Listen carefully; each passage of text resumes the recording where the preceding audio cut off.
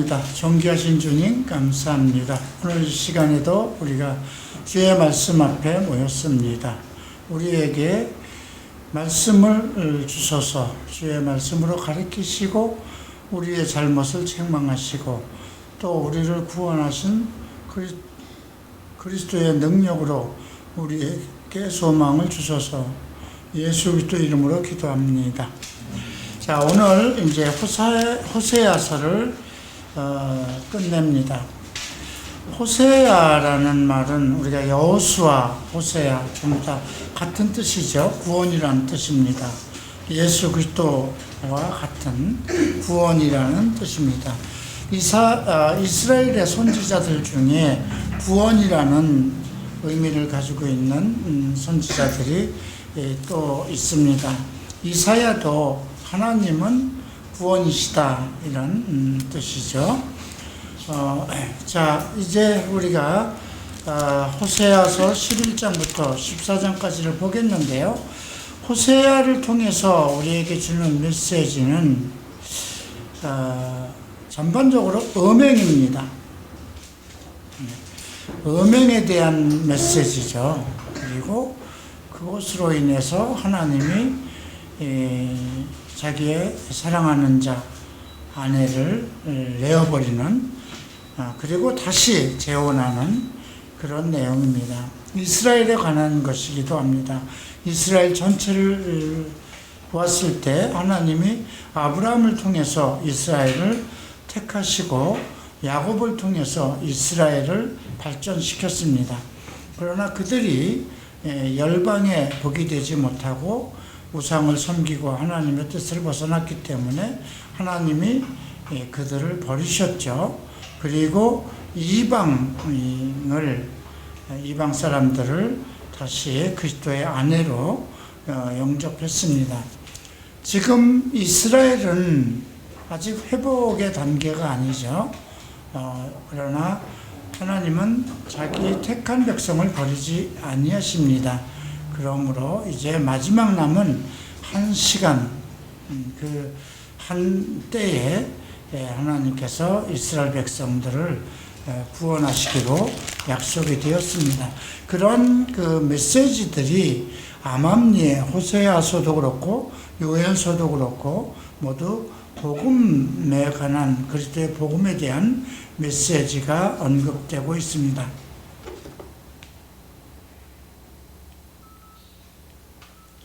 자, 11장을 보시겠습니다. 이스라엘이 어렸을 때에 내가 사랑하여 내 아들을 애굽에서 불러냈거든. 자, 이 말씀은 어디에 있는 말씀일까요? 이게 마태복음에서도 인용된 말씀이에요. 실제로 그 예수 그리스도를 그 헤롯의 손에서 구원하기 위해서 하나님께서 그 예수 그리스도의 아버지에게 애굽으로 내려가라 그렇게 했고, 너를 찾는 자들이 또 그 죽었다 하고 다시 애굽에서 불러내었습니다. 근데 이것이 지금 호세아 11장 1절에 언급된 거예요. 자, 선지자들이 그들을 부를수록 그들은 점점 멀리하고 바알들에게 제사하며 아로새긴 우상 앞에서 분향하였느니라. 계속해서 그 애굽에서 불러냈다는 것은 세상으로부터 불러내었다는 것입니다. 예로부터 원래 이 땅은 하늘과 땅 모든 것이 하나님의 것이었습니다. 아담의 그 반역으로 인해서 이 땅이 이제 사탄의 지배권으로 넘어갔죠. 그러나 하나님은 그 아들을 통해서 이제 이 세상에 있는 모든 사람들을 예수 그리스도를 피값으로 그 생명의 피로 그를 값을 치르고 구원했습니다. 그래서 우리가 마태복음이나 사복음서에 나오는 그 보화라는 밭에 감추운 보화라는 그 내용이 있죠. 그런데 그 밭을 그 땅 속에 감춰져 있는 보화를 보고 땅을 샀다고 그랬습니다. 그죠? 결국 예는 예수 그리스도를 얘기하는 것입니다.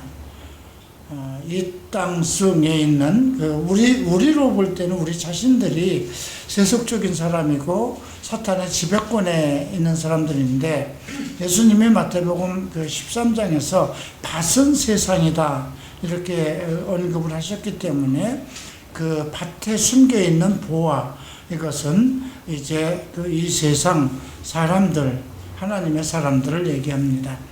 자, 이와 같이 이스라엘 사람들은 선지자들을 통해서 하나님이 계속 그들을 불러내면 낼수록 점점 바알에게 제사하고 우상 앞으로 갔다고 호세아는 얘기를 합니다. 그러나 내가 에브라임에게 걸음을 가리키고 내 팔로 안았음에도 내가 그들을 고치는 줄을 그들은 알지 못하였다. 어려서부터 걸음마를 가리키고 팔로 안았다는 거죠. 예. 그 에브라임은 이제 물론 그 요셉의 아들이지만 야곱의 아들이 된 것이죠. 그렇지만 여기서는 북이스라엘을 얘기한 것입니다.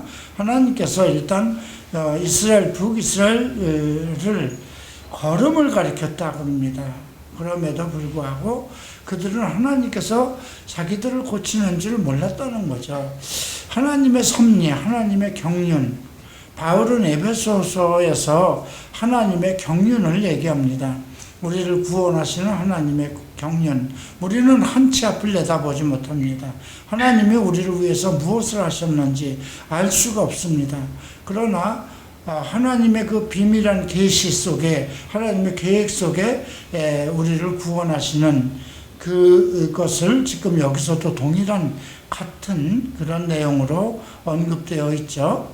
내가 사람의 줄, 곧 사랑의 줄로 그들을 이끌었고 그들에 대하여 그 목에 멍에를 벗기는 자같이 되었으며 그들 앞에 먹을 것을 두었다. 멍에를 벗기는 자, 멍에라는 건 멍에를 씌우면 아무것도 먹지 못합니다. 이게 이제 사탄의 지배 속에 있는 걸 얘기하는 것이죠. 사랑의 줄로 그들을 이끌었다 언급하고 있습니다. 그러니까 에브라임을 가리킬 때, 이스라엘을 가리킬 때 어려서부터 걸음을 가리키고 그들을 안고 사랑의 줄로 이끌고, 그리고 그 목에서 멍에를 벗기는 자가 되어서 그들 앞에 먹을 것을 주었다. 이것은 이스라엘을 성장하는, 이스라엘을 인도하는 하나님의 그 섭리, 이 부분을 얘기한 겁니다. 자, 5절 봅니다. 그들은 애굽 땅으로 되돌아가지 못하겠거늘 하나님께서 애굽으로 돌아가지 말라 하셨어요. 내게 돌아오기를 싫어하니 아수르 사람이 그 임금이 될 것이라. 이제 애굽을 막았어요. 애굽에서 불러냈잖아요. 하나님의 백성들이기 때문에 애굽의 노예에서 불러냈어요. 그런고 이스라엘을 정말 사랑의 줄로 또 걸음마를 가리키고 그렇게 해서 하나님께서 인도하셨는데 그 모든 것을 모르는 거예요, 이스라엘 백성은. 그리고 그들은 계속해서 애굽에 대한 동경심을 가지고 있어요. 세상에 대한 동경심이죠.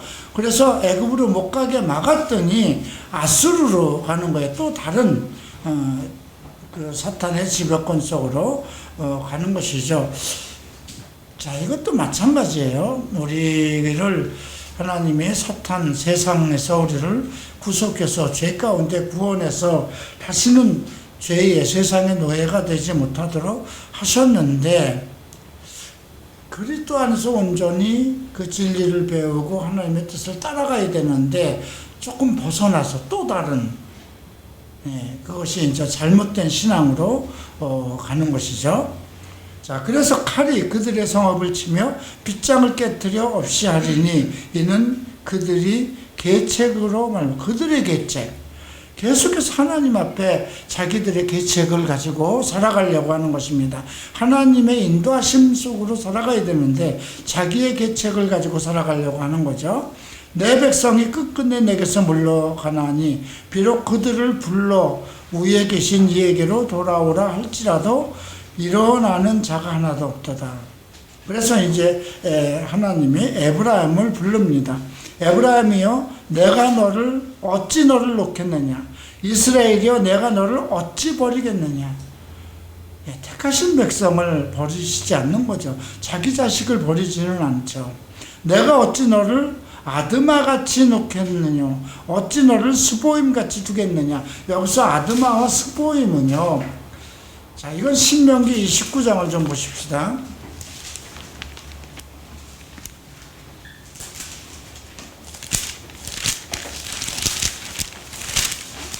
신명기 29장 23절을 보실까요? 자, 그 온 땅이 유황이 되며 소금이 되며, 신명기 29장 23절입니다. 불에 타서 심지도 못하며 결실함도 없으며 거기에는 아무 풀도 나지 아니하니 옛적에 여호와께서 진노와 격분으로 멸하신 소돔과 고모라와 아드마와 스보임에 무너진 같다. 그러니까 우리는 창세기 19장에서 소돔과 고모라라는, 그래서 구약에서 하나님께서 멸하신 소돔과 고모라, 이거를 우리는 보통 그렇게 둘로만 얘기를 하는데, 아드마와 스보임의 땅도 그들 속에 있었던 것을 알 수가 있죠. 그래서 결국은 음행, 동성애와 이렇게 그러한 그 음행으로 타락한, 그래서 그들을 완전히 소금기둥이 되도록 그렇게 완전히 그 불로 그들을 완전하게 멸하신 그 내용을 언급한 것입니다. 자, 내가 나의 맹렬한 진노를 나타내지 아니하며 내가 다시는 에브라임을 멸하지 아니하리니 이는 내가 하나님이요 사람이 아님이라. 하나님께서 그렇게 말씀, 나는 너희가 생각하는 사람이 아니다. 옹졸한 사람이 아니다. 그죠? 너희가 잘못했다고 영원히 멸하고 완전히 버리지 않는다. 이게 하나님의 속성을 얘기하는 것입니다. 내 가운데 있는 거룩한 이니, 너희 가운데 살아계시는 하나님, 사시는 하나님이니 진노함으로 내게 임하지 아니하리라. 그들이 사자처럼 소리를 내시는 여호와를 따를 것이라. 결국 하나님 앞에 돌아올 것을 얘기합니다. 여호와께서 소리 내시면 자손들이 서쪽에서부터 떨며 오되 그들은 애굽에서부터 새같이 아수르에서부터 비둘기같이 떨며 오리니 내가 그들을 그들의 집에 머물게 하리라. 나 여호와의 말이니라. 애굽은 새라고 얘기했고 아수르는 비둘기라고 그랬어요. 예수님께서 그 복음서에서 말씀하신 것이 있죠. 너희는 비둘기같이 선하고 뱀처럼 지혜롭게 살아라. 세상을 살아가는 비결이 아닌가 싶습니다. 뱀처럼 지혜롭게 살라는 건 뜻인가요? 그렇다고 우리가 그 뱀처럼 교묘하고 교활하게 살아가라는 뜻은 아니죠. 뱀이 하나님의 사람을 넘어지게 한 것처럼 그보다 더 나은 지혜를 가지고 있어야 된다는 거예요. 선한, 비둘기처럼 선하고, 그게 우선이에요. 그리고 세상의 뱀과 같은 그런 사탄의 어떤 지혜에 넘어가지 않는 그런 그리스도의 지혜로 살아가라는 뜻이죠. 근데 애굽에서 새같이 아수르에서부터 비둘기같이 떨며 오리니 내가 그들을 그들의 집에 머물게 하리니 여호와의 말이니라. 에브라임은 거짓으로, 이스라엘 족속은 속임수로 나를 에워쌌고 유다는 하나님 곧 신실하시고 거룩하신 자에 대하여 정함이 없도다. 그러니까 에브라임은 일단 북이스라엘의 가장 큰 세력 중에 하나고요. 이스라엘 족속이 지금 나오고 유다가 나오죠. 유다는 하나님과 신실하시고 거룩하신 자에게 대하여 정함이 없다.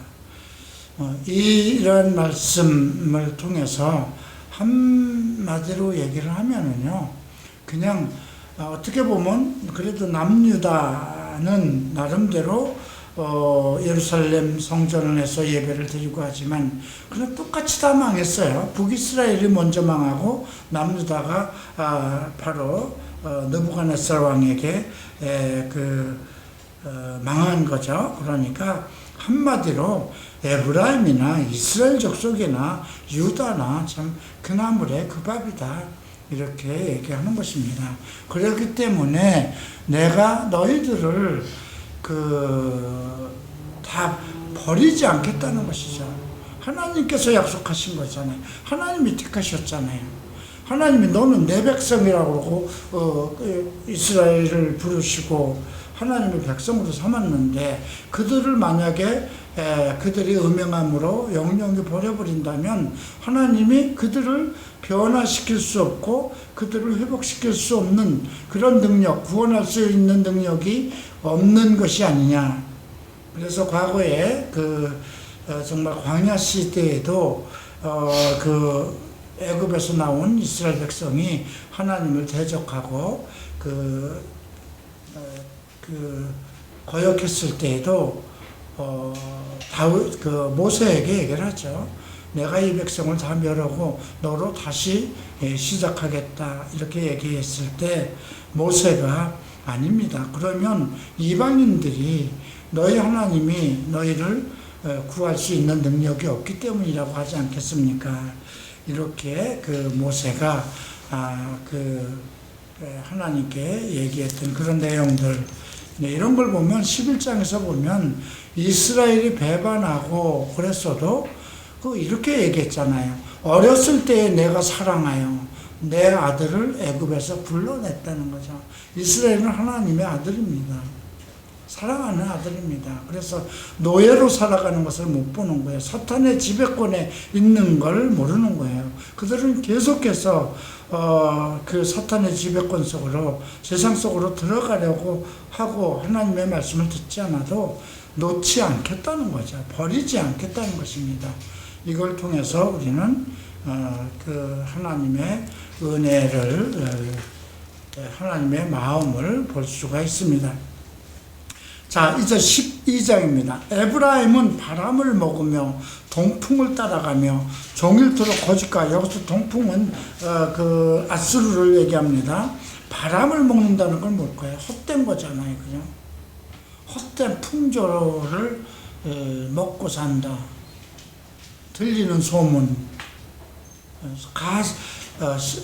바람을 먹어서 배부른 것도 아니고 유익이 되는 것도 아닌데, 바람을 먹는다는 건 허무한 인생을 살아간다는 거죠. 거짓과 포악을 더하여 아수르와 계약을 맺고 기름을 애굽에 보냈다는 건 힘과 능력을 애굽에다 쏟았다는 것입니다.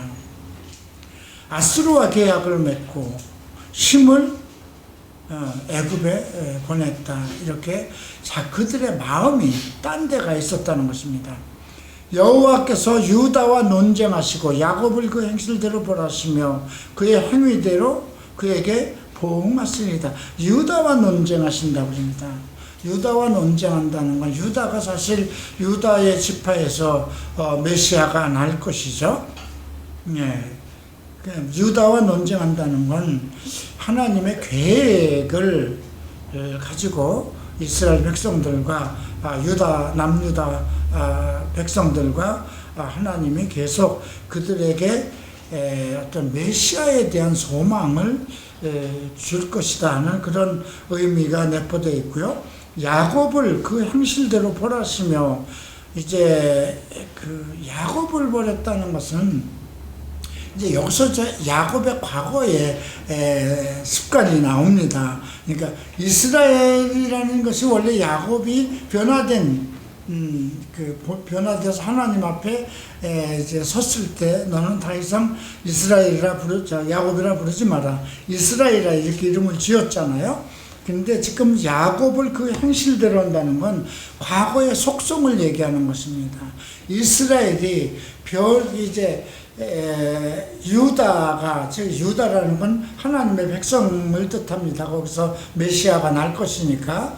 그런데 그게 야곱의 지파 속에 다 들어가 있는 거죠. 근데 유다와 논쟁하고 야곱의 행실대로 벌하신다는 것은 야곱으로 얘기를 하는 거예요. 내가 너희들 속에서, 너희 지파 속에서 이제 하나님의 아들 메시아에 대한 소망을 두고 그들을 하나님이 가꾸기 시작했는데 그들은 계속 야곱으로 살아가려고 하는 그런 속성을 얘기하는 것입니다. 그래서 이제 3절에서 야곱의 이야기를 합니다. 야곱은 모태에서 그의 형의 팔뚝꿈치를 잡았고 또 힘으로 하나님과 겨루되. 사기꾼 야곱이었잖아요, 그죠? 그의 형 에서의 발뒤꿈치를 잡았다고 그랬습니다. 자기가 장자는 아닌데 항상 그런 욕망, 욕심, 세속적인 욕망을 가지고 있는 그 속성을 얘기한 것이고요. 힘으로는 하나님과 겨루되 그랬어요. 자, 하나님과 겨뤄서 이길 수 없는데 지금 그 말과 함께 천사와 겨루어 이기고 울며 그에게 간구했다. 이 말씀은 창세기에서 나오는 말씀하고 조금 달라요. 그죠? 그 천사와 겨루었지만 이기고 울며 그랬어요. 이긴 거는 아니죠. 예, 물론 천사가 그의 엉치를 쳐서 야곱은 결국은 절름발이가 되었지만 천사와 겨루어 이기고 울며 그에게 간주했다는 것은 결국 그냥 뭐라고 그럴까요? 나를 축복하지 않으면 절대로 당신은 나를 지나가지 못할 것입니다. 하나님 앞에 하는 거예요. 이제 천사가 왔는데 천사하고 씨름을 하면서 나를 넘어뜨리지 이기지 않으면 당신은 못 지나갈 것이다. 그건 하나님과 지금 씨름을 하는 거예요. 하나님 나를 살려주십시오. 나를 살려주시지 않고서는 나를 통해서 아무것도 할 수 없습니다. 왜 그랬을까요? 야곱은 아브라함과 이삭의 기업을 물려받은 자예요. 그렇게 아주 예언된 거잖아요. 그죠? 그런데 하나님의 기업을 받으러 갈 수 없는 상황에 놓였어요. 그러니까 정말 울며 그에게, 이기고 울며라는 말은요 결국 하나님께 울면서 매달려서 결국 승리를 했다. 그러니까 하나님이 져주신 것과 같은 그런 의미를 가지고 있는 겁니다. 네. 하나님은 베델에서 그를 만났어요. 그죠? 그러니까 이게 지금 베델에서 그를 만난 것이 원래 베델에서 처음에 만났어요. 개나리 꽃찜을 싸고 에서를 피해서 도망가다가 이제 돌베개를 찾다가 하늘에서 천사가 내려오는 걸 보고 이곳이 하나님의 집이요 문이로다 하고 거기에다 기름을 붓고 하나님께서 나를 나의 집, 내 가는 길에서 지켜주시고 나를 아버지의 집으로 돌아올 수 있게 하시면 이 돌이 하나님의 집이 될 것이다. 그렇게 소원하고 갔죠. 그리고 20년 만에 이제 바란에서 돌아올 때 이제 다시 베델로 돌아가는 것이 원래 에서를 만나서 하회가 됐어요. 그럼에도 하고 어떤 그런 두려움, 에서에 대한 두려움 때문에 베델로 안 가고 어디로 갔어요? 세겜이죠. 거기에 가서 이제 큰 문제가 생기잖아요. 그죠? 딸이 하몰족인가요? 하몰족 족장의 아들에게 강간을 당하고 그래서 다 레위와 그 시몬인가요? 두 형제가 나서서 결국은 그 하물족 남자들을 다 죽이고 말죠. 그때 이제 깨닫게 되죠. 아, 우리가 환난 날에 나를 구하신 하나님 베델로 올라가자. 그 뜻이에요. 그러니까 참 우리가 이 야곱의 이야기를 들으면요, 이건 우리의 이야기기도 생각해요. 하나님이 우리를 어려서부터 정말 사랑하고 곱게 예수 안에서 잘 믿음 생활 하기를 바라고 어려서부터 걸음마를 가리키고 먹이고 정말 그렇게 했음에도 불구하고 계속 세상으로 나가는 거예요. 자기 육체대로 살아가려고, 육신의 기쁨과 그 안목의 정욕대로 살아가려고 계속 하는 겁니다. 근데 가면 갈수록 문제가 생기는 거예요. 이제 마지막 단계까지 가면서 결국 하나님 앞에 이제 매달리고 굴복을 하죠. 인생에 가장 큰 문제가 생겼을 때, 그죠? 자기 힘으로 감당할 수 없을 때, 나는 무엇이든지 할 수 있다. 하나님의 능력대로 살아간다고 하지만 사실은 자기 힘으로 세상과 싸워서 이기려고 하는 것이 인간의 속성이죠. 근데 결국 실패하고 나서 이제 다시 베델로 가죠. 하나님의 집이라는 뜻입니다. 베델은 하나님의 문이고요. 거기서 우리에게 말씀하셔요. 하나님은 베델에서 말씀하십니다. 하나님은 그 교회에서 말씀하시는 거예요. 여호와는 만군의 하나님이시라. 모든 이 땅의 모든 것을 통치하시는 만군의 하나님이시라. 여호와는 그를 기억하게 하는 이름이라. 만군의 하나님이라. 여호와는 그를 기억하게 하는, 기념하게 하는, 기념 이름이라고 할 수도 있죠. 우리가 복음서에서도 기념하라는 말이 2번 나옵니다. 하나는 하나는 베다니 마리아의 향유옥합을 깬 그 여인을, 복음이 전파되는 곳에는 이 여인이 행한 일도 기념하라. 그죠? 그것은 그 당시 제자들은 그냥 가룟 유다는 그 돈에 눈독을 들이고 있었고요. 또 요한과 야고보는 어떻게 했습니까? 주님이 나라가 오면 우리를 좌편과 우편에 세워달라, 이렇게 얘기하고 있을 때 마리아는 이제 예수가 돌아가시면, 십자가에 못 박히시면 나는 볼 길이 없구나, 만날 길이 없구나. 그래서 그 시간에 최선의 할 일을 한 거죠. 제자들은 예수께서 십자가에 고난받을 것에 대해서 꿈도 꾸지 않고 생각도 안 하고 있었는데 마리아는 그걸 준비한 것입니다. 그래서 항상 당면한 상황 가운데서, 그러니까 현실 속에서 그리스도와 동행하고 그리스도의 날을 준비하는 것, 이제 그것을 이제 기념하라는 뜻이었고요. 또 하나는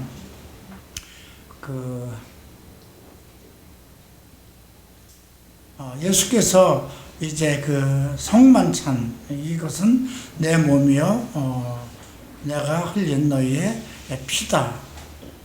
그리고 기념하라 하셨죠. 예.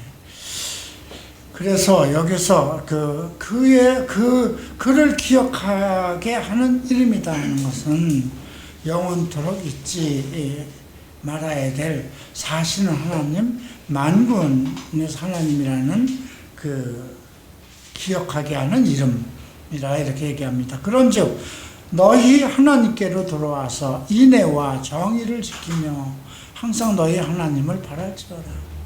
하나님을 바랄지어라 그럽니다. 그는 상인이라 손에 거짓 저울을 가지고, 이거 누구 얘기를 하는 거예요? 지금 북이스라엘을 얘기하는 건데요. 속이기를 좋아하는도다. 에브라임이 말하기를 나는 실로 부자라. 이거 어디서 들어봤죠? 내가 재물을 얻었는데 내가 수고하는 모든 것 중에서 죄라 할 만한 불의를 내게서 찾아낼 자가 없으리라 하거니와. 에브라임이 그렇게 얘기합니다. 나는 실로 부자다. 이와 유사한 말이 어디에서 나오나요? 계시록에서 나오죠. 예. 계시록 몇 장인가요? 어느 교회인가요?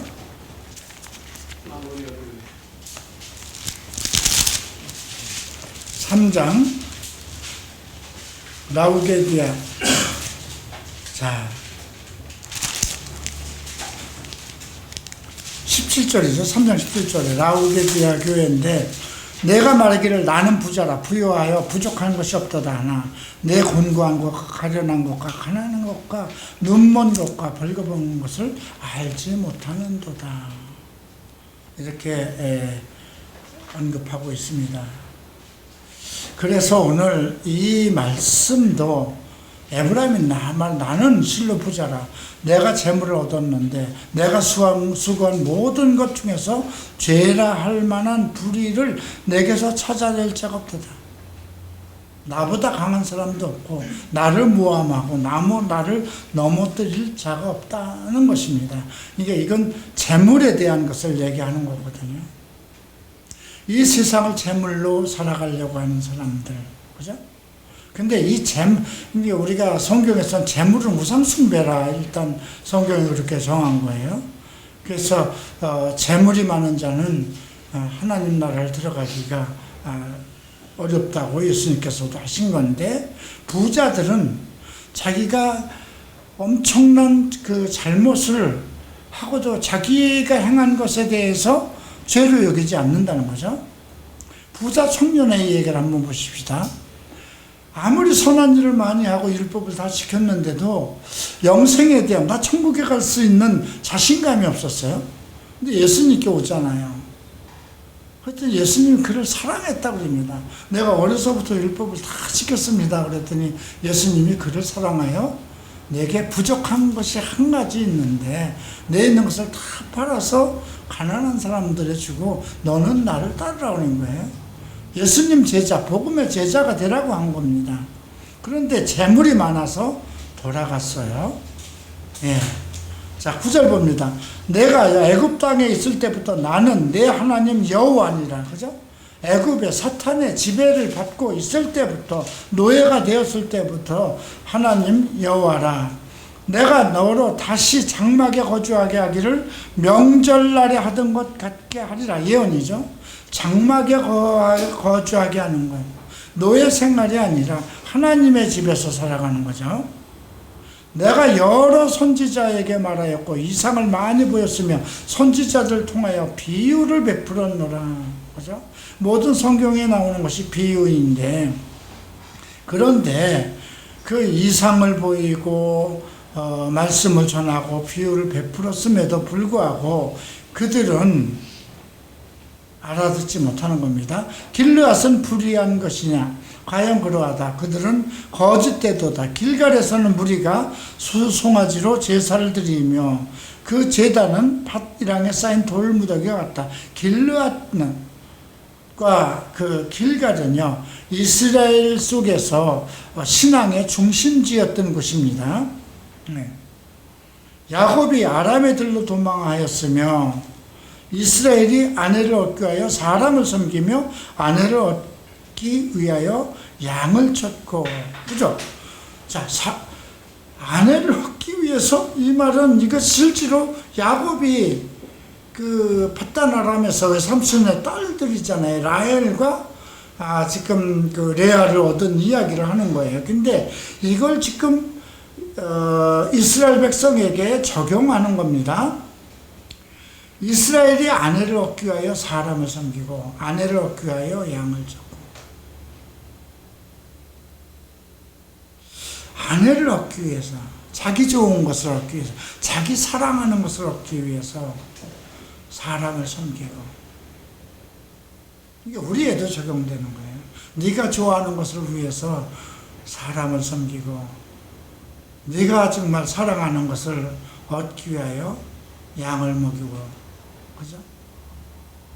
여호와께서 한 선지자로 이스라엘을 애굽에서 인도하여 내셨고, 한 선지자는 모세를 얘기하는 거죠. 이스라엘이 한 선지자의 보호를 받았거늘. 그러나 궁극적으로는 예수 그리스도를 얘기하는 것입니다. 에브라임이 공명하게 함이 극심하였으니 그의 주께서 그의 피로 그의 위에 머물러 있게 하시며 그의 수치를 그에게 돌리리라. 내 피가 네 머리로 돌아갈 것이다. 뭐 이런 말씀도 구약에서 계속 있는데, 어쨌든 하나님께서는 그들을 정말 사랑하고 선지자를 통해서 많은 이상을 보이고 비유를 보이고 정말 길르앗과 길가 같은 그런 굳건한 믿음의 도시를 있었는데, 결국은 그런 것을 정말 돌무더기로 만들고, 예, 야곱이 아람에 들러 도망갔다는 것입니다. 하나님의 택한 자가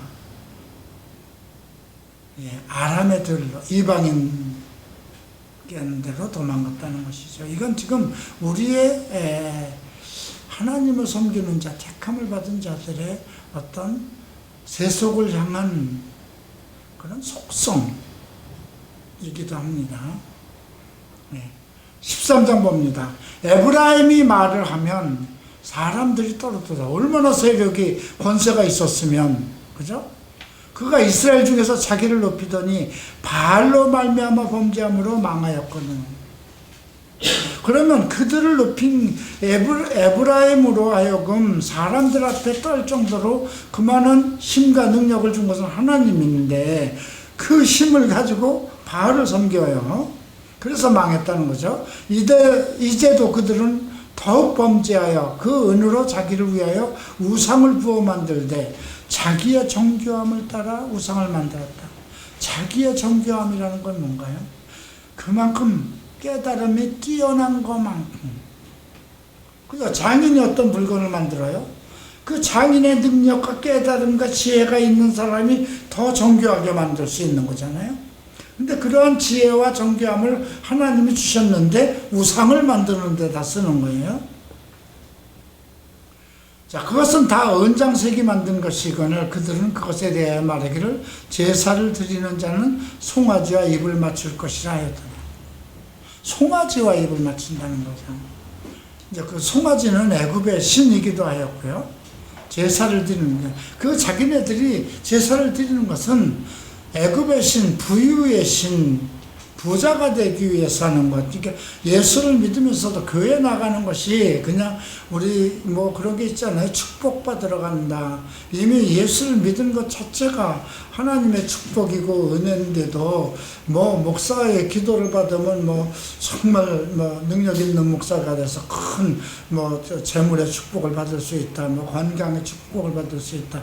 이렇게 어떤 육신적인 그런 것으로 이렇게 교회가 그런 것을 축복하는 것으로 이렇게 얘기하듯이 지금 그들도 그렇게 돼버린 거예요. 송아지와 입을 맞출 것이라. 이러므로 그들이 아침 구름과 같으면, 아침 구름은 금방 없어집니다. 해가 뜨면은, 해가 충천히 뜨면 아침 구름은 없어지는 거죠. 쉬 사라지는 이슬 같으며, 아침에 이슬도 다 없어지죠. 타작마당의 광풍에 날리는 쭉정이 같으며 굴뚝에서 나가는 연기 같으라. 굴뚝에서 나가는 연기는 흔적도 없이 사라져버리는 거죠. 존재 없는 자라는 거예요. 그러나 애굽 땅에 있을 때부터 나는 내 하나님 여호와라. 이건 여러분들에게 한번 적용시켜 보세요. 내가 세상 속에서 타락한 생활을 할 때부터 나를 모르고 너의 좋아하는 것에 노예가 되었을 때부터 나는 너의 하나님이다. 이런 말이거든요. 나밖에 내가 다른 신을 알지 말 것이라. 나 외에는 구원자가 없다. 나 외에. 바울은 이 말을 이용해서 이 땅에 구원받을 다른 이름을 주신 일이 없다. 그죠? 구원받을 만한 다른 이름을 주신 바가 없다. 내가 마른 광야 땅에서 너를 알았거든. 그러니까 우리는 원래 마른 광야에 있던 사람들입니다. 그들이 먹여준 대로 배가 불렀고 배가 부르니 그들의 마음이 교만하여 이로 말미암아 나를 잊었도다. 광야에서 먹을 것이 없었을 때 물을 주고 먹을 것을 주고 고기가 먹고 싶다 그러면 그 메추라기를 날아오게 해서 먹이고 자기네들이 심지 않고 가꾸지 않은 하늘에서 내리는 만나를 통해서 40년을 먹었어요. 그런데 배가 부르니까 교만했어요. 그러므로 내가 그들에게 사자 같고 길가에서 기다리는 표범 같으니라. 오늘 우리 이천 장로하고 우리 박한승 권사님하고 이제 앞으로 그 사업할 파주를 이렇게 가면서 많은 생각을 했습니다. 내가 일본에서 나올 때 정말 너무 잘 살았어요. 너무 그냥 어떻게 그렇게 잘 될까. 남대문에 가면은요, 가게가 요거 반만 해요. 요만해요.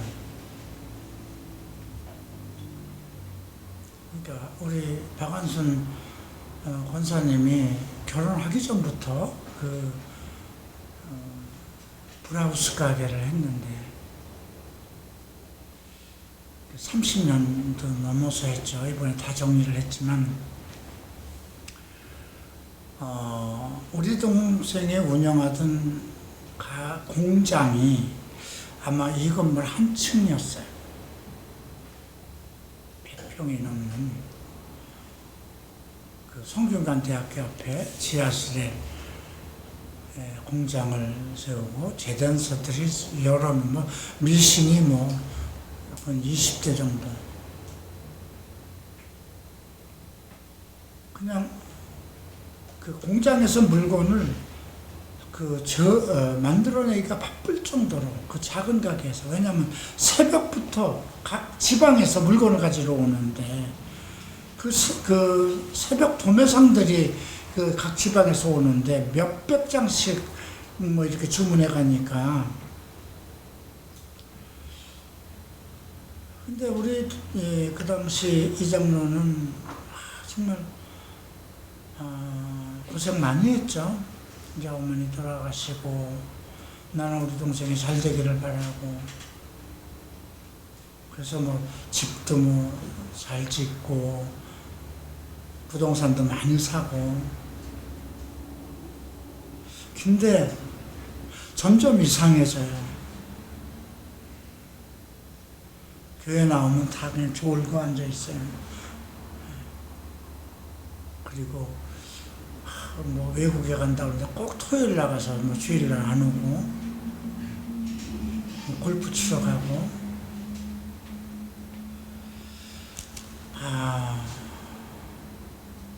근데 그 자기 가족에 대해서 뭐라고 얘기를 못해요. 그 모든 교회 운영과 이런 것을 전부 이제 이장로가 그런 상황 속에서 하나님이 망하게 하시는데 어떻게 그렇게 망하게 할 수 있을까? 나 깜짝 놀랐어요. 집이 이제 압류가 돼서 이제 부도가 나서 집이 경매로 넘어간다는 거예요.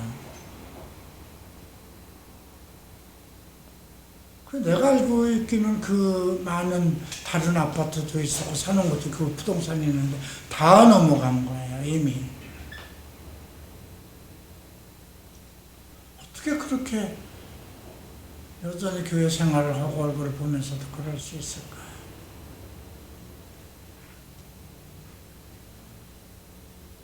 지금 이번에 거길 가면서 나는 부자 되기를, 우리 이천 장로가 돈을 많이 벌어서 부자가 되게 해주십시오. 그런 기도를 한 번도 한 일이 없었어요. 하나님의 평안을 누리게 해주십시오. 근데 지금까지 쭉 이제 여기까지 오면서 살아오면서 과거에 그렇게 여유 있고 정말 잘 살 때는 그런 거 그것과 관계없이 그냥 평범한 사람으로서 바닥을 치는 그런 생활, 아파트 관리직 같은 거 생각지도 못했던 거죠. 회장 소리를 듣고 살고 체어맨을 타고 다니고 그 시절에. 예. 그런데 어느 때인가부터 평안해지는 것 같았어요. 우리 박원순 권사도 그렇고 조카들이 잘못되고 뭐 그렇게 정말 필리핀 가서 한 달씩 묵으면서 그 아이를 데리고 나오는 그런 과정 속에서 아들 때문에 정말 괴로워하는 것, 내가 화가 나서 이제 돈도 너무 들어가고 그래서 한 달이 걸릴지도 2달이 걸릴지도 모른다는 거예요. 거기 필리핀 감옥에서 빼어내는데 쉽지 않다는 거예요. 그래서 그냥 오라고 하고다 내버려 두고 오라고 그랬더니 자식을 감옥에 있는 걸 내 눈으로 봤는데 그냥 거기 감옥은 누워서 잘 수가 없도록 작은 방에 그냥 꽉 밀어 쳐놓는 거예요. 그 더운데 여러분 필리핀 더위가 우리나라 더위하고 다르잖아요. 근데 그거를 이제 면회를 하고 나서 그 직장은 어떻게 하려고 그러냐. 한 열흘 정도 휴가를 하고 갔는데 그만두죠. 난 얘를 데리고 가야 되겠다는 거예요. 돈이 얼마가 들든지 얘를 데려가야 되겠어. 여기다 두고는 내가 못 살 것 같아. 그 전화를 듣고 자식이구나. 그래서 그 아이를 데려오는데 또 1,500만 원 정도가 들어갔어요.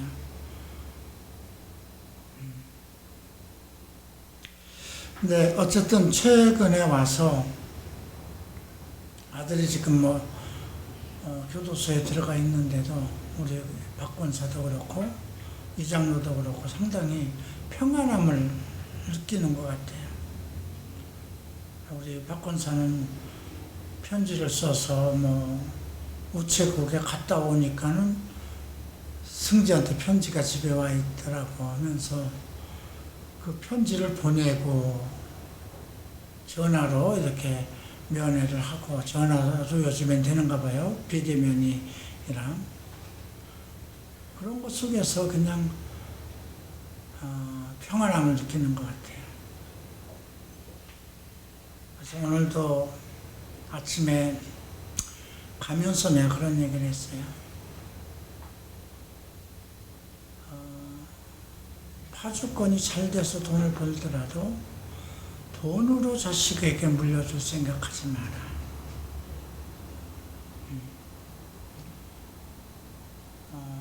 돈에 빠졌을 때, 재물에 빠졌을 때 어려움을 하나님이 어떻게 낮추시는가를 체험했으니까 돈은 없는 듯 있는 듯, 그리고 하나님이 내게 재물을 주시면 이것을 어디에다 쓸까를 생각해봐라.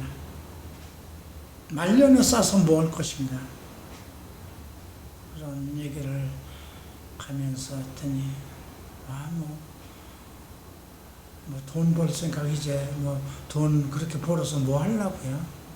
우리 승재가 나와서 바르게 살아가면 그걸로 만족입니다.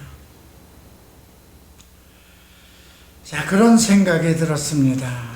근데 오늘 이 말씀을 보면서 그들이 먹여준 대로 배가 불렀고 배가 부르니 그들의 마음이 교만하여 이로 말미암아 나를 잊었도다.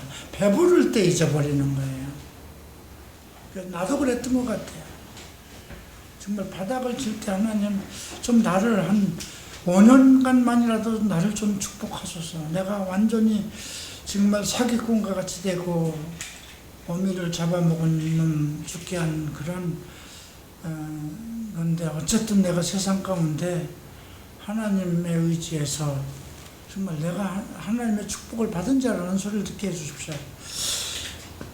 그런 그게 소원인지는 어쩐지 몰라도 하나님이 나를 그 10년 동안 그 엄청난 축복을 했는데, 부가 꽉 찼을 때, 이건 돈이라는 것은 그렇게 생각했어요. 내가 원하면 항상 있는 거구나. 나는 그렇게 생각했어요. 내가 지금 이 200평짜리 가게를 해야지 하면 그 돈이 만들어져요. 누가 와서 내 가게가 다 망했는데 이거를 좀 어떻게 해서 좀 해주세요. 그래, 그러면 60%를 내가 갖겠다. 내가 수리를 하고 들어가고 60%를, 어떤 건 70%를 갖겠다. 당신은 거기서 경리를 보면서 30%만 입금을 가져. 그럼 그게 큰 돈이 없는데도 그게 돼요. 그런데 정말 돈을 이렇게 베고자 하는 것 같은, 눈만 뜨면은 돈이 그냥 쏟아져 들어오는 것처럼 그런 걸 겪었음에도 불구하고 처음에는 참 하나님이 나를 이렇게 축복하는구나 하고, 나는 절대로 하나님을 벗어나지 말아야지 하는데 이미 점점 그 돈에 또 밀려 내려가는 거예요. 피곤하면 오늘은 오후 예배 가야지 그랬다가 오후가 되면 그냥 하나님이 아시겠지 이렇게 돼버리고. 자, 오늘 7절을 봅니다. 13절. 그러므로 내가 그들에게 사자 같고 길가에 기다리는 표범 같으니라. 사자 같고 표범 같다는 건 뭐예요? 길가에서 기다리는 사자 같고 길가에서 기다리는 표범 같으면 잡아먹을 나를, 교만해진 자들을 삼킬 사자, 표범처럼 도망가지도 못할 그런, 하나님께서 그렇게 앞길을 막는 거죠. 내가 새끼 잃은 곰같이 그들을 만나 그들의 염통 거풀을 찢고 거기서 암사자같이 그들을 삼키리라. 덜짐승들이 그들을 찢으리라. 완전히 피할 수 없는 그런 상황. 자, 이스라엘아, 내가 패망하였나니 이는 너를 도와주는 나를 대적하였다.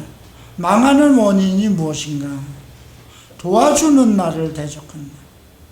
도우시는 하나님을 대적하지 마세요. 아무리 내가 아프고 고난이고 뭔가 일이 안 되는 것 같아도 하나님을 대적하면 안 되죠. 이러한 연단을 주시는 거, 이런 아픔을 주시는 거, 뭔가 하나님의 계획이 있겠지. 내가 하나님을 사랑하는데, 내가 하나님을 사랑하면 하나님은 나를 버리지 않으세요. 다만 나는 앞날에 어떤 걸 모르고 정말 막막한 것 같고 모든 게 되는 일이 없는 것 같아요. 이제 한치 앞에 어떤 일이 있는지 모르잖아요. 이제 한치 앞을 놓고 포기하는 상황이 되면 안 되잖아요. 그죠? 하나님은 여기서 기다리는데, 나를 지켜보는 거잖아요.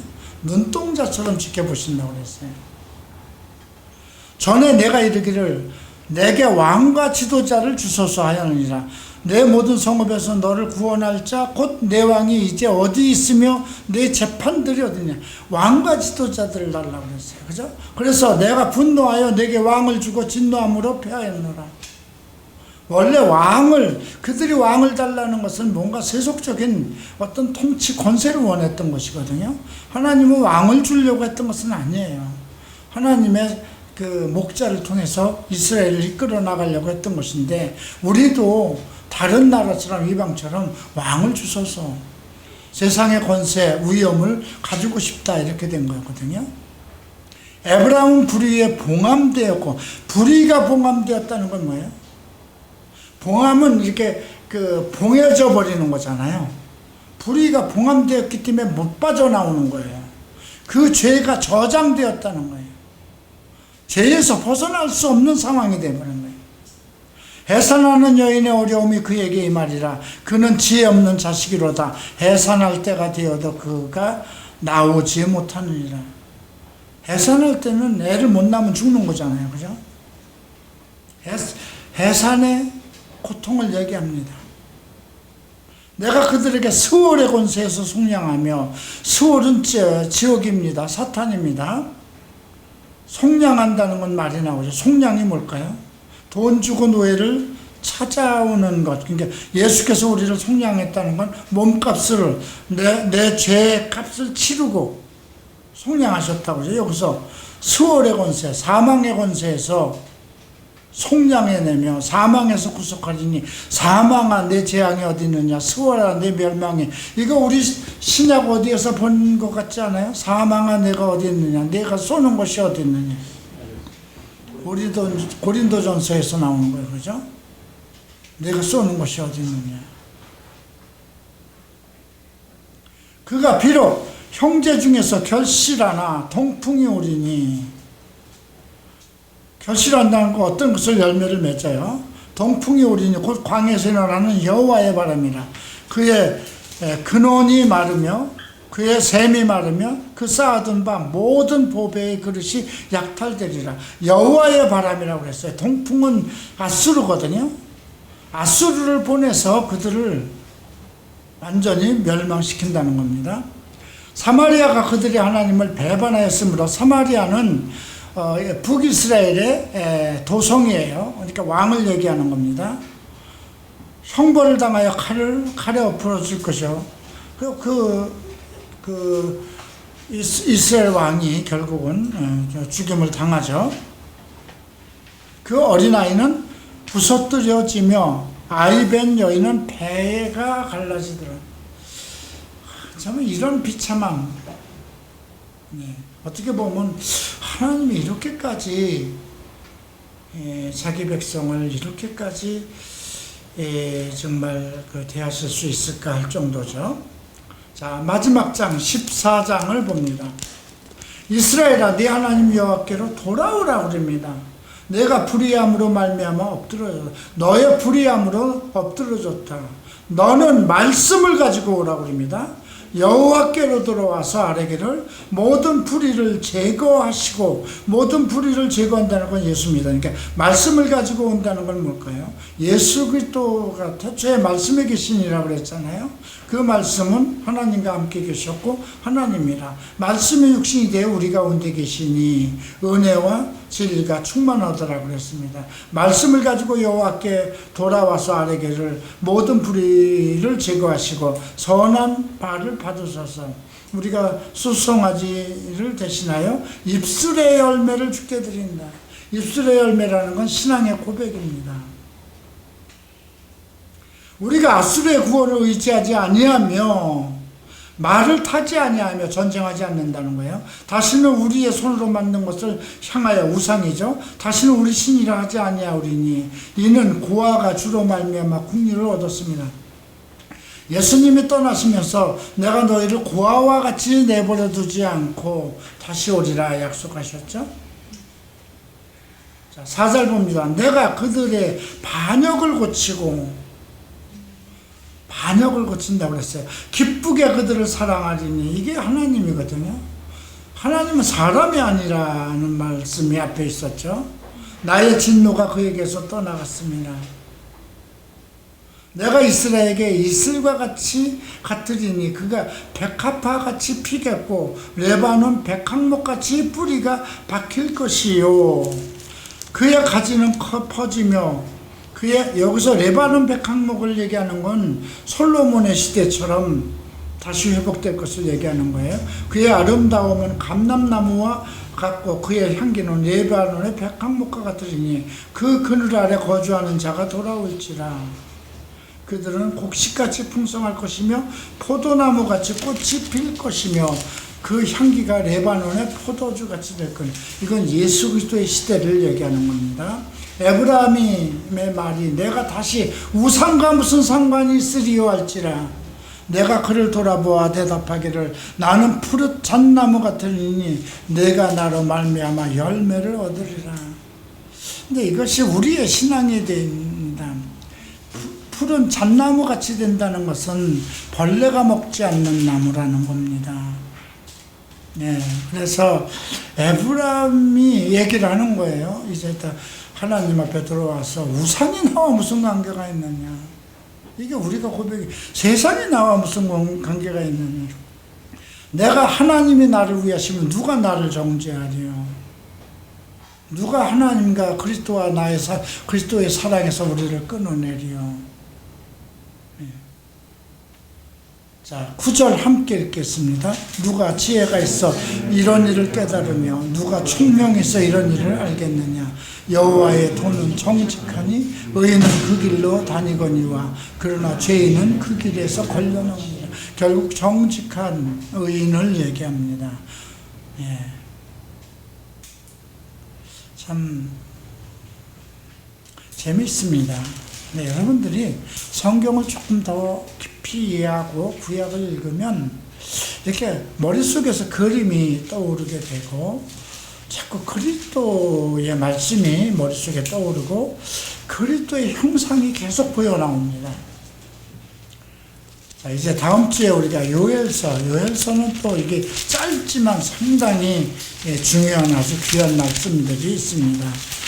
요엘서는 3장밖에 안 되는데 2번에 걸쳐서 마칠 겁니다. 기도하고 마치겠습니다.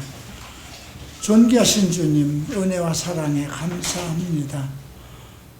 호세아 곧 구원자 되신 예수 그리스도의 은혜가 오늘 범죄한 백성, 반역자들을 버리지 아니하시고 다시 말씀으로 돌아가기를 인도하시는 주님, 오늘 이 말씀은 우리를 향한 말씀으로 우리로 더 이상 애굽으로 아수르로 나가지 않게 하소서. 오직 그리스도의 말씀, 진리를 나의 생명과 의의 기준으로 삼게 하소서. 우리는 주의 백성입니다. 주님은 우리를 버리지 아니할 것입니다. 그러한즉 우리는 여호와의 도 정직한 의인의 길로 다닐 것입니다. 예수 그리스도 이름으로 기도합니다. 아멘.